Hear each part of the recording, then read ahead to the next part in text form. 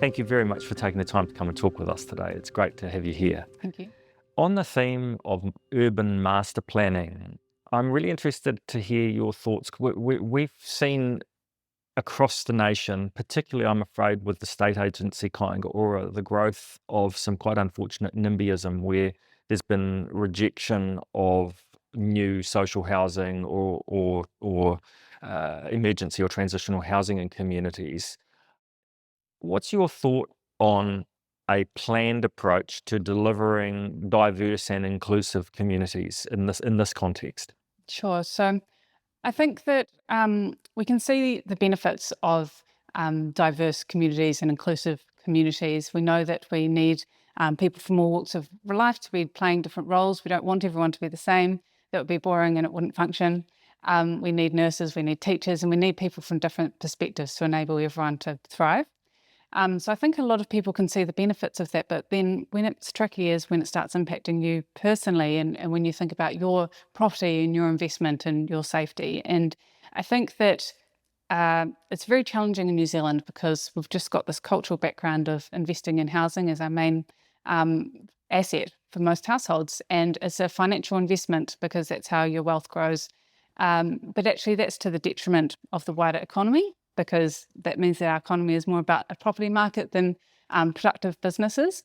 And it also means that people are focused on their house prices rather than their place to live. You know, housing is a critical piece of infrastructure really for communities. It enables communities to work. And I think we need to carry on the conversation as a country about what do we think houses are for? Are they for people to live in and to enable communities to thrive? Or are they investment assets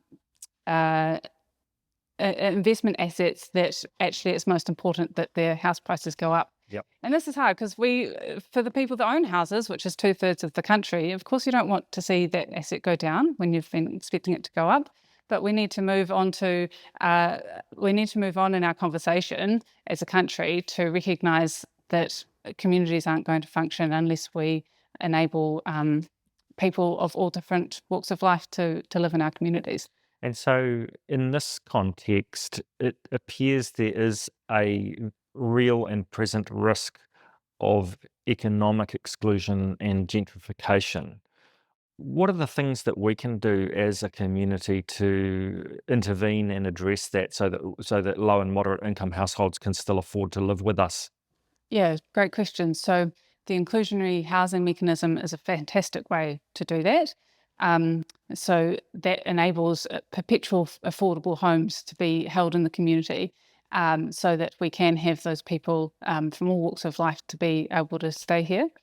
There's this sense of concern that some people hold in the New Zealand context that our houses have ceased to be homes. They've become a financial instrument Yes. and a retirement savings Yes. mechanism and all of those other things. Yet, actually, behind you, 20 feet over there, there's a migrant worker sleeping in the eave, homeless and on the street here in Queenstown today, which troubles us deeply, you know. Yeah. And so I'm just trying to sort of find, we're trying to drill into this question of the home versus the house, the financialization of our housing, and I'm trying to stay positive though. How do we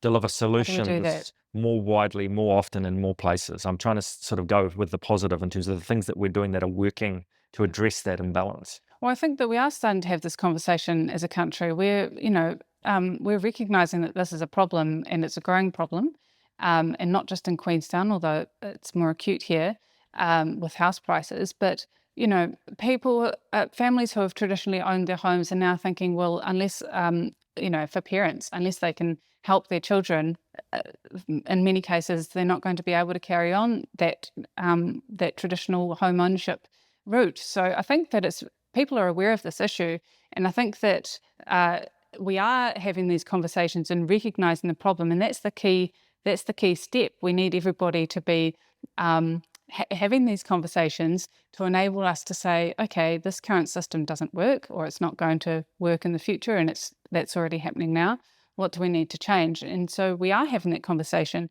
Now we're talking about solutions. We're saying, what are the things that we can do? Well, inclusionary housing is an awesome tool that recognises that houses aren't going to be investment properties like they were in the past, or not so much investment properties, but the way that families grow wealth and are financially secure.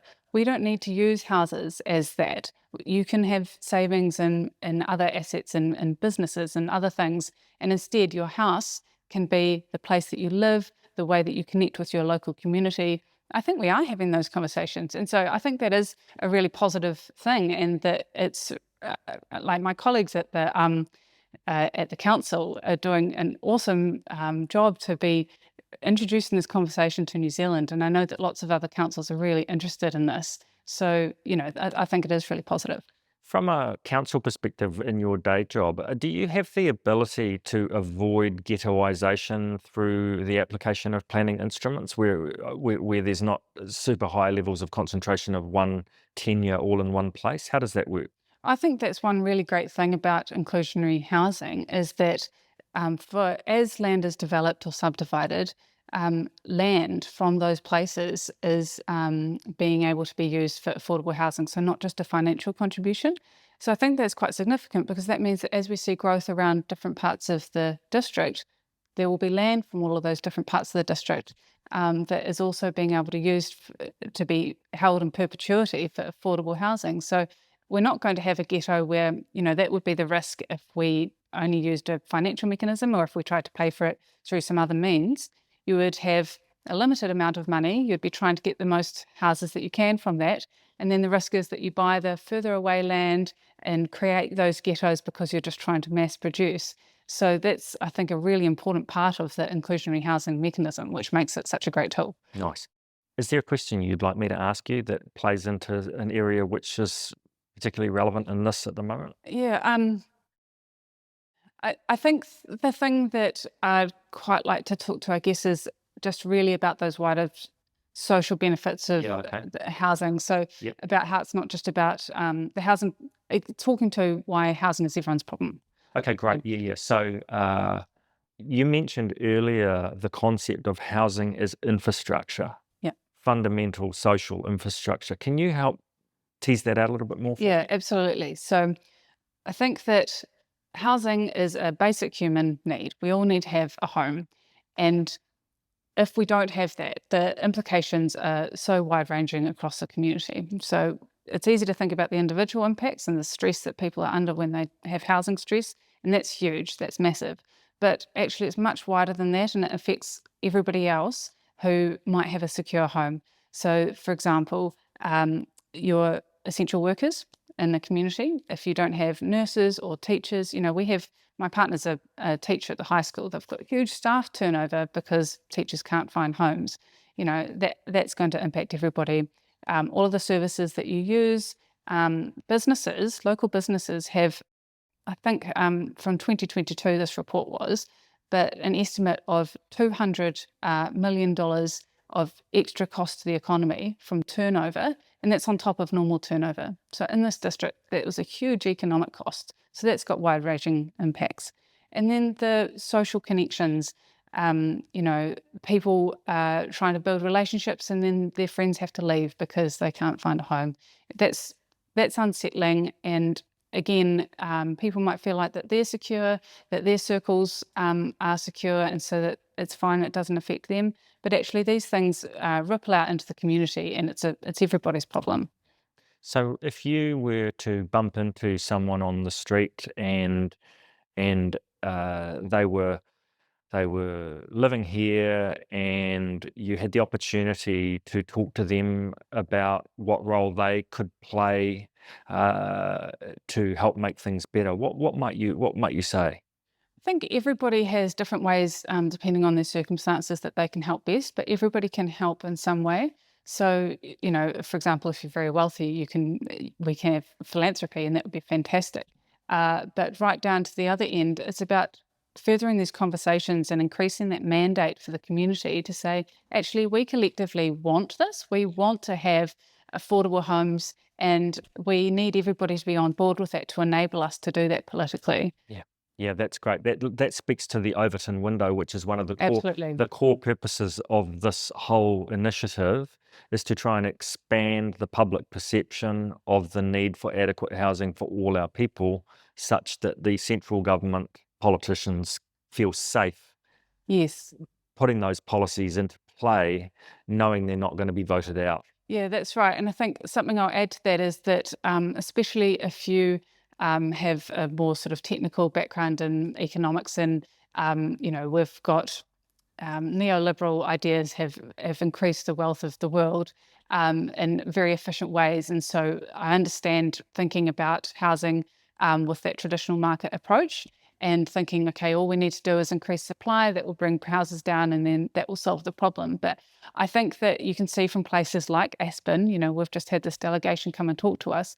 They actually have multiple housing markets, because if you leave it to the private market, you have $13 million average houses, because there are some very wealthy people in the world, and that's what happens when you enable people to spend money in the ways that they want to.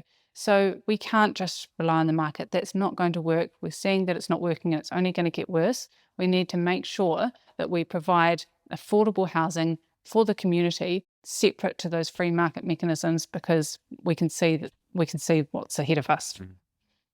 I'd really like to thank you on behalf of all New Zealanders for the courage and the boldness and the leadership that you're showing here in Queenstown as the local government. Thank you. I think I have to pass that on to my fantastic colleagues, but appreciate it all the same. Yeah, awesome.